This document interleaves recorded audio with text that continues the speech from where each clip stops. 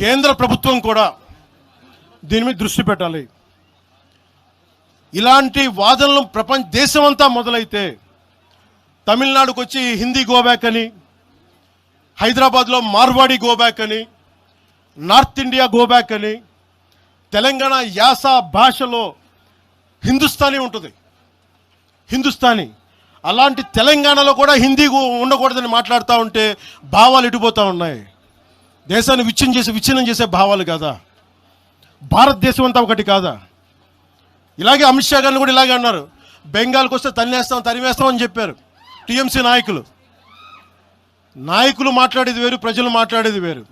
TMC నాయకులు మాట్లాడితే ప్రజలు వాళ్ళని తగిలేశారు. రోజు ఇలా మాట్లాడితే రేపు పొద్దున ఇలాంటి వదిలేస్తే ఏమవుతాయంటే వందే మాత్రం పాడనని చెప్తారు, జనగణమన పాడనని చెప్తారు.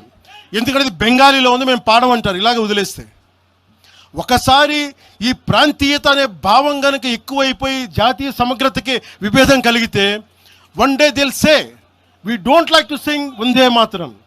One day they might say we don't like to sing Janaganamana because of this kind of mindset. This has to be addressed. This has to be corrected. ఇట్లాగే మాట్లాడారు. మీకేం పని అని అమిత్ షా గారి గురించి మాట్లాడిన చదివి చెప్పా. జనగణమన మేము పాడతాం, మేము వందే మాత్రం మాట్లాడతాం. మేము బెంగాలీ అనుకోలే, మా భాష అనుకున్నాం, అది మా భారతదేశ భాష అనుకున్నాం. అలాంటిది తెలంగాణని ఇంకెంత గుండెల్లో పెట్టుకుంటాం, తెలంగాణ ఎంత లోపట్టుకుంటుంది, తెలంగాణ కోసం ఎంత చచ్చిపోతాం.